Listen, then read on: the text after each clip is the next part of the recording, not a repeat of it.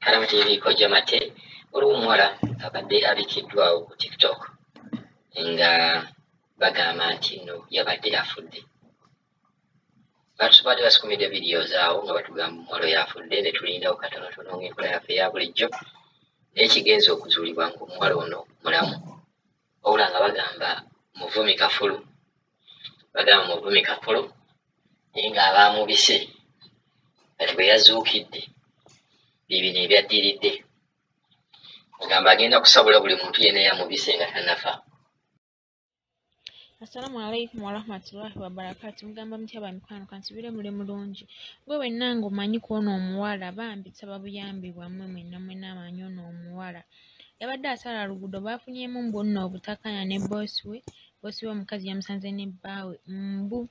Omanyi banene abantu baagala nnyo okweggyako emisango ebiriyo n'ebitaliyo naye mbu bw'atyo bwe yagambye abantu. Bamusanze ne bbaawe, omuwala yabadde adduka ng'asala luguudo, mmotoka n'emukuba nti yafiiridde oso famire ye bambi amumanyi yenna ayambe. Muwala yafudde kitalo. Bannaye muntagingire guno omusambwa guno omujiini guno omulambo muguntagingire kiziina gwe kizimu gwe ani gw'ogenda osiruwalirako gw'obika obika nnyoko oba obika kitaawo kyonna kyonna kiringa amaziga okukkuba waneeno oyasa mwotoola salaamu aleikum gwe kiki ekyosiibira budde waneeno ku social media bika bannange mukole ebirala nze okunvuma mu ngume buli kimu kye mwagala mu ngume naye okubika temwesitaza famire yange mukitegeera bwe muba temulina famire zammwe mulekerawo okuzanyiranga ku famire z'abannammwe wenna olinga amaziga okukuba oli waneeno njasa mirambo simanyi yafudde simanyi abadde agala omuwalabu mwe muba mwebagana bawalabu kiki kisiraani gwenze tomumanyiira genda obike nnyo kuba obike kitaawo obike jjajjaawo oba gwe weebike kyonna kyonna kitunulanga amaziga okukuba kidda mu kamera kyasaamirira mbugundi yafudde kirabe tojja ng'onzungirako olinga omukka gw'ennyuma. Ekifaananyi ekyo kyentadde awo waggulu kya mwana muwala bamuyita Mary naye nga yafudde accident naye omwana muwala ono mujjukire bulungi nti yavuma bubi Fibi bannange yavuma Fibi n'amuyita embizzi n'agamba mu famire y'ewa Fibi yonna teri mulungi. Sigambye nti Fibi yeyamuse nemulekere ngaawo okuvuma bannammwe ne bannammwe bwe muvuma baba muli mutima kiba kibaluma mulowooza bo baba basanyufu ene bwe wummula mirembe mukwano naye nga mumanyi yenna kyekyo kifaananyi kyentadde awo.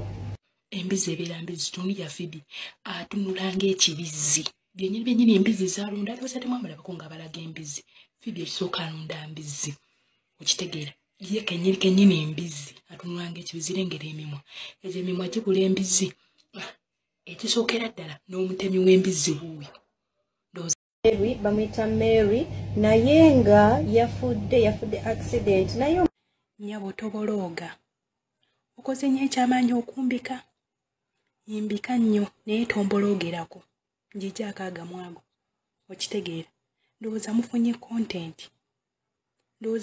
content okyabolooga nnyo gwe bolooga okoowe oba mubika oba mukola biki mubolooge oba mukoowe oba mondirako bugege oba mungabirirako agamwa maama waneeno ku TikTok nzansinga okuvuma mwena aba bavuma mulabyeyonze bannange mubike temunnaba mukyagayula agamwa gabalinganga zikondomu naye mukyavuma mukitegeera mukyabolooga naye bolooga muganda wange bolooga nze sijja kufa ate neegezaamu agende naye bannange Abanayuganda muli bantu bazibu nnyo. Omuntu tayinza kufa ne mutandika omujajinga. Ne mutandika okubika omulambo ate nga we mugwogerera. Mbwera bannange rest and peace naye obadde ovuma nnyo. Koma nnyoko. Mbadde nvuma nnyo kuno ku TikTok waliwo nze asinga ovuma okujjako nga mulina kye mumpalanira bulungi bwange oba bannange nange saayagala kubeera mukazi mulungi kubeera nga ndabika bulungi okitegeera ekintu ekyo so temundiirako bugegge Bannanga Bannayuganda, ekintu ekitono muleke kukizimbya, kyovula wamu kyali mabega nnyo. Ensi zibayitako. Ye mmwe ababeera mu lumbe ne mutandika okwogerera omulambo nga gukyali wali eri mu ddiiro. Kale muli bantu ki mmwe? Bw'abadde avuma nnyo, kaakati nno mulukulidde ku ppata, ŋŋenda kubasabula omu ku omu. Ŋŋenda kubavuma. Mbawe ne lisiiti, buli gwemala okuvuma muwe lisiiti. Nze nsabula. Olaba n'omusajja wange kennyini weyeemamaaza, naye nfuna we mmuteeka. Ate nga njagala nfiirako. Naye ng'akimanyi mukazi we afuna waakuteeka wojja. Kati mujje nga musaatuuka mpola. Nja kubalagako. Mutuuya kinene ekikazi kino ekisoga kya TikTok we kijja wano eno kyasaamirira kyekaabya mbu bakubbye. Balyose ne bakubba. Katujja wano eno tuyiikira eminyiro tukabirira tukuyambe tutya. Oyagala tukuyambe tutya. Balyose ne bakubba bakazi mwe aba TikTok temwewummuzaako. Mbwe nagenze ne shopping ku chain. Bagenze okuleeta ebintu nga banzibye. Balyose ne bakubba temwewummuzaako. Si mwe abatolosi. Bababire ddala bamalemu akajanja. Katujja wano eno ku TikTok wenawe nooyiika eminyiro okaaba kiki ekikkaabya. Waliwo nnyoko, waliwo kitaawo agenda okuyamba wano eno ku TikTok. Wabula abasoga temulina magezi, weewummuzeeko totusirwalira ku wano eno ku TikTok. Tewali nnyoko, tewali kitaawo. Newoonayiika eminyira newoonaakaaba. Balyose ne bakubba. Mwewummuzeeko. Buli kaseera shopping. Amagezi gakutumye kujja wano entukabira ku TikTok.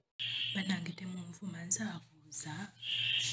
Fibi gyasibuka wasibuka bannababi ne basse babi oba. Bannange lengera Fibi waatunula. Lengera ate simanyi. Village boy. Fibi sooka mbuli ova ku kyalo ki. Wakyeka wasibuka ababi. Ne bannange Fibi oli mubi Mukama Katonda nsaasire n'ekituufu. Tandikanga okujja mu kamera ng'olina kye weeyisizza ku lususu. Lengera waatunula. Ate lengera village boy. Kiki?